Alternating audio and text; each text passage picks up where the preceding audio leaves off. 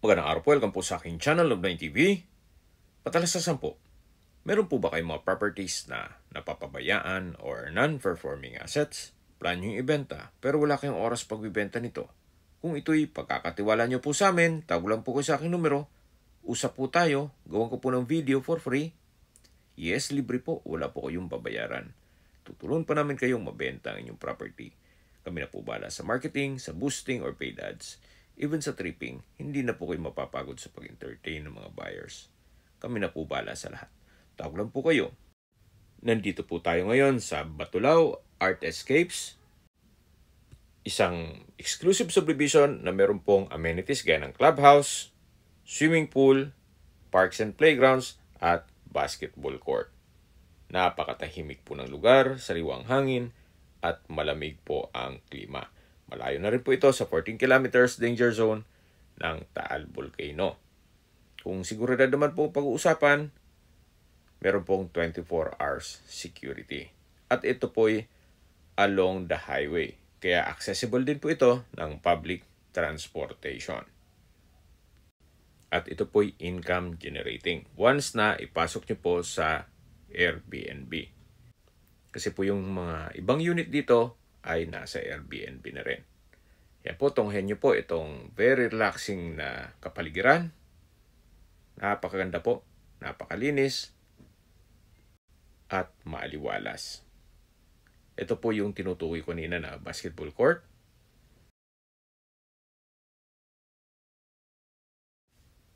At yung sa gitang parte naman ay yung parks and playground.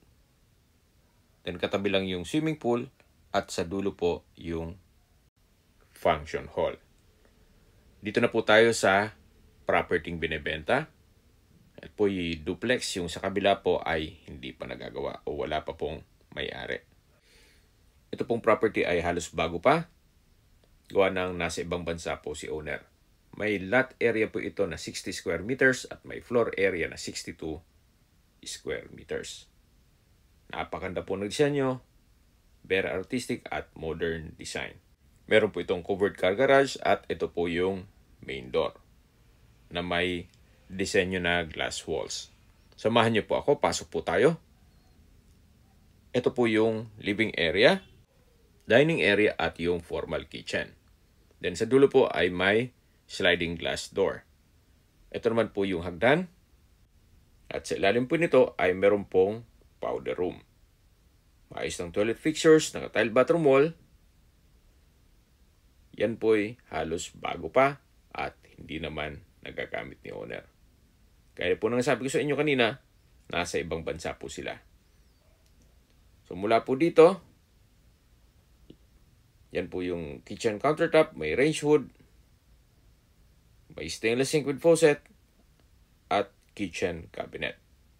Ito pong napwestohan ko ay yung dining area. Check po natin itong likod ng bahay kung saan pwede nyo po itong lagyan ng service area at dirty kitchen. At may bakod na po sa likod yung property line. So ito naman po yung hagdan. Samahan nyo po ako. Akyat po tayo. Nandito na po tayo sa hallway. So ito po yung naka-tile flooring. Then yan po yung common toilet and bath. At ito naman po yung unang kwarto. Malaki naman po ang espasyo nito. At napaganda po ng design itong glass window and wall. Meron din po itong window type aircon. Pulido ang pagkapintura ng ceiling at wall. Meron din po itong pin lamps. Then meron din mga outlet. At naka-tile flooring. At meron din pong from floor to ceiling na wardrobe o built-in cabinet. Labas po tayo. So yan po yung hagdan. Matatanaw natin. At ito naman yung pangalawang kwarto. Kung saan malaki din ang espasyo. Meron din pong glass window. Pulido din ang pagkapintura. May mga outlet sa gilid nito. At meron pong from floor to ceiling na wardrobe. Labas po tayo para check natin yung common toilet and bath. Maayos naman po ang toilet fixtures nito. Naka-tile bathroom wall, may bathroom window, bathroom sink, water closet, at meron pong shower. Makikita nyo naman po, may balot pa yan. Kaya po nasabi ko sa inyo kanina, halos hindi pa to nagamit ni owner. Gawa ng nasa ibang bansa po sila. At dalawa po ang bahay niya dito. So, yan po yung mga kwarto at yung common toilet and bath. Bababa na po tayo. Meron pong staircase glass window na nag-serves as natural sunlight. Itong staircase wall ay pulido rin ang pagkapintura. Habang naglilibot po tayo, pag-usapan na natin ang distance, location at travel time. Mula po sa Welcome Arc Nasugbo, ang distance is 3.4 kilometers at ang travel time is 5 minutes. Mula naman po sa Twin Lakes, ang distance is 5.3 kilometers at ang travel time is 8 minutes.